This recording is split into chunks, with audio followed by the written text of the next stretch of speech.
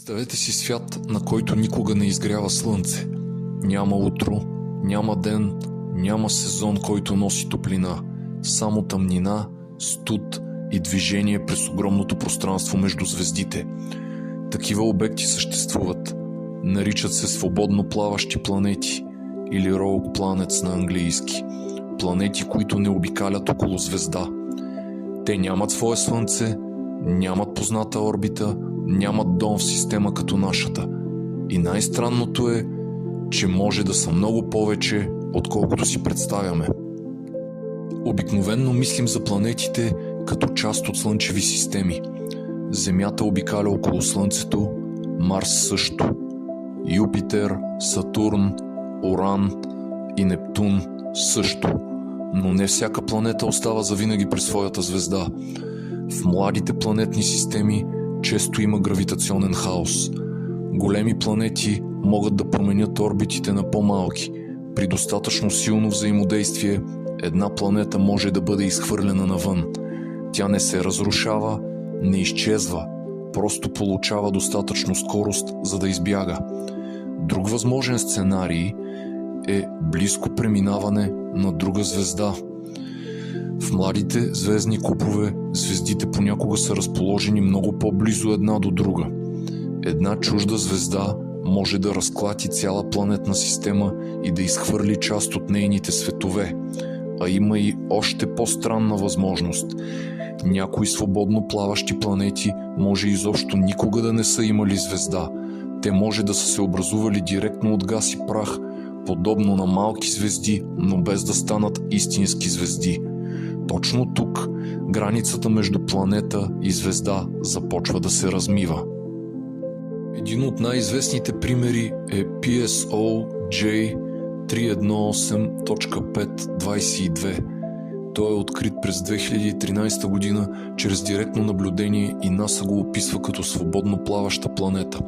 Обект, който се движи сам през галактиката и не обикаля около родителска звезда. Такива обекти са слабо видими, защото не светят като звезди, но могат да излъчват остатъчна топлина от своето образуване. Това е важен пример, защото показва, че свободно плаващите планети не са само теория. Ние вече имаме реални кандидати за такива самотни светове. Още по-интересен е обектът CHA 11077626. Той се намира в съзвездието Хамелеон на около 620 светлинни години от нас и има маса приблизително 5 до 10 пъти масата на Юпитер. През 2025 година Европейската южна обсерватория съобщи, че този свободно плаващ планетен обект поглъща газ и прах с рекордна скорост – около 6 милиарда тона в секунда. Това означава нещо много важно. Някои от тези светове не са просто замръзнали топки, изгубени в тъмното. Някои са млади, активни и все още се формират. На пръв поглед отговорът изглежда ясен. Без звезда няма светлина. Без светлина няма позната фотосинтеза. Без външна топлина повърхността вероятно би замръзнала. Но това не изключва всички възможности. Ако една свободно плаваща планета има плътна атмосфера, тя може да задържи част от вътрешната си топлина. Ако има ледена кора, под нея теоретично може да съществува океан. Топлината може да идва не от звезда, а от самата планета, от радиоактивен разпад или остатъчна топлина от нейното формиране. Това не би бил свят като Земята. Няма синьо небе, няма изгрев, няма зелени континенти. Ако там има живот, той би бил скрит, може би в тъмен океан под километри лед. Не казваме, че това е вероятно, но самата възможност е достатъчно странна. Свободно плаващите планети не пътуват към конкретна цел.